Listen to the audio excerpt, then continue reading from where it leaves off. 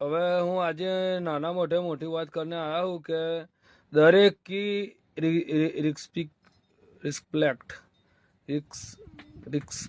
કરવાની, હા રિસ્પેક્ટ કરવાની, અને કોઈને રાહ ચલતા ને હળી કરને કી નહીં, નકરા લંડ જેવું મોઢું થઈ ગયું મારું.